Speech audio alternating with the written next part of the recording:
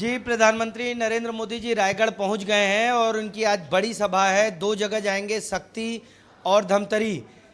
इन सब मुद्दों पर बातचीत करने के लिए हमारे एग्जीक्यूटिव एडिटर ज्ञानेंद्र तिवारी जी हमारे साथ हैं। ज्ञानेंद्र जी, प्रधानमंत्री का दौरा कितना अहम है और क्या समझते हैं, किस तरीके से? देखिए, मैं तो मृगेन जी आप लगातार यही कहूंगा आपसे। आप लोग लंबे समय से छत्तीसगढ़ की सियासत को बता रहे हैं, देश को बता रहे हैं, प्रदेश को बता रहे हैं, लेकिन ये बहुत बड़ा संदेश और संकेत है। और इसके मायने ये हैं कि प्रधानमंत्री नरेंद्र मोदी या भारतीय जनता पार्टी, प्रधानमंत्री का छत्तीसगढ़ में 2 दिन रुकना मृगेन, मुझे लगता है इससे बड़ी खबर नहीं है छत्तीसगढ़ के लिहाज से, क्योंकि आप ही बता रहे हैं लगातार कि इससे पहले कोई प्रधानमंत्री, मुझे याद नहीं, अगर मैं गलत हूं तो मुझे करेक्ट कीजिएगा, यहां रुके हों। उनसे पहले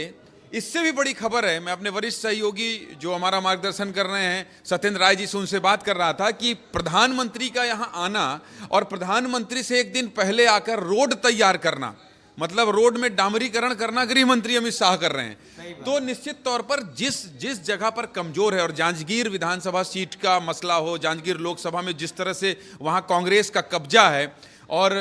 बीएसपी के विधायक का शामिल होना, एक दिन पहले चरणदास महंत के करीबियों का भारतीय जनता पार्टी में शामिल होना, ओपी चौधरी और नितिन नवीन के मौजूदगी में, तो इसके बाद एक ही दिन में दूसरी सभा महासमुंद लोकसभा के लिए धमतरी में करना, तो कुल मिला के भारतीय जनता पार्टी, जैसा कि आप और हम कल चर्चा कर भी रहे थे कि 9 सीट उनके पास है। ये दोनों बड़े नेता नहीं आते तो भी 6 से 7 सीट जीतती, लेकिन उसके बाद भी रात में रुकना, कैंप करना, इसके बहुत बड़े सियासी मायने हैं। भारतीय जनता पार्टी हिंदी बेल्ट में, खासकर हिंदी बेल्ट में एक एक सीट पर मेहनत कर रही है। अभी मध्य प्रदेश छिंदवाड़ा में भी वही हो मृगेन।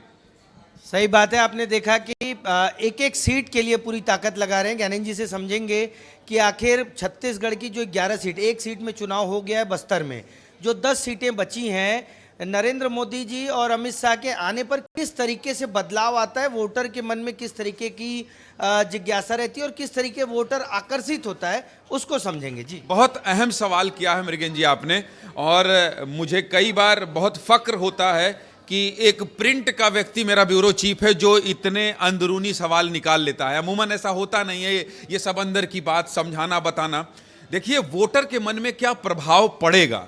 बेसिकली वोटर ही तो बदल देते हैं ये नेता। प्रधानमंत्री मोदी आज के डेट में एक इमोशन हो गए हैं, और वो इमोशन इसलिए हो गए हैं क्योंकि वो ना केवल कांग्रेस के भ्रष्टाचार पर प्रहार करते हैं, बल्कि सबसे बड़ी बात वो कहते हैं मोदी की गारंटी। वैसे प्रधानमंत्री मोदी जब छत्तीसगढ़ आ रहे थे तो मुझे भी लगा था कि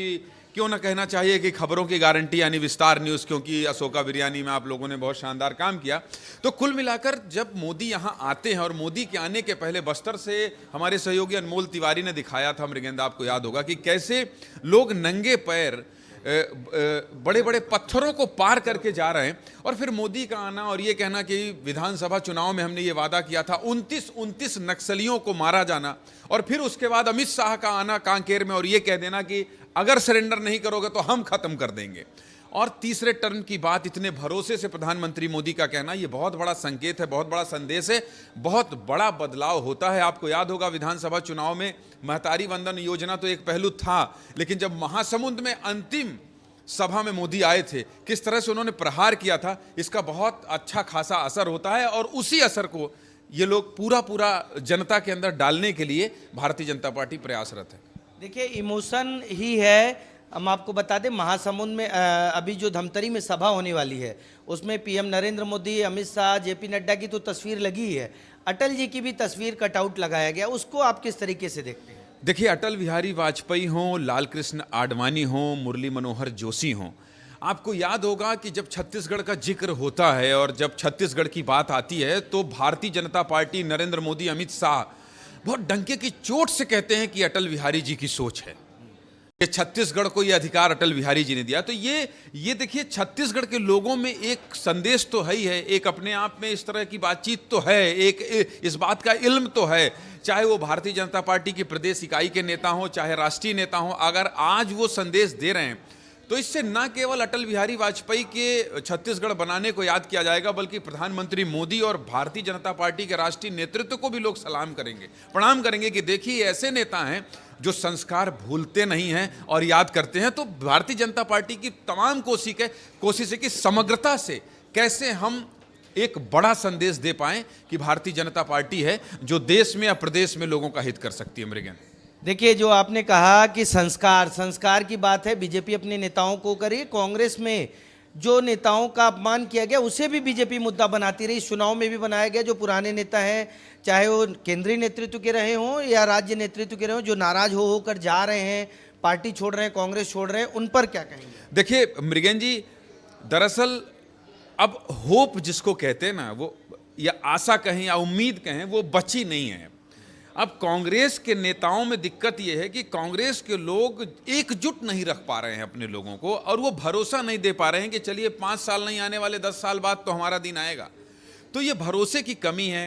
अपने लोगों को साथ ना मतलब साथ लेकर नहीं चल पाने की कमी है। दूसरा, जो शिकायत कर रहे हैं लगातार, अब चंद्रशेखर शुक्ला का आपने इंटरव्यू किया, उन्होंने जो नाराजगी व्यक्त की कि अपनी बात नहीं कह पाते हैं, तो कांग्रेस में वो भरोसे की कमी है। जब तक आप अपने पार्टी के नेताओं को, अपने साथ रहने वाले नेताओं को ये भरोसा नहीं दे पाएंगे कि नहीं आइए हम साथ हैं, हम जीतेंगे। अब देखिए यहाँ कितने नेता आए, प्रियंका गांधी राजनांदगांव को छोड़ दें और एक बार राहुल गांधी को छोड़ दें तो कितने बार वो आए, और प्रधानमंत्री रात रुक रहे हैं, अमित शाह रात रुक रहे हैं, जेपी नड्डा आ रहे हैं, राजनाथ सिंह आ रहे हैं।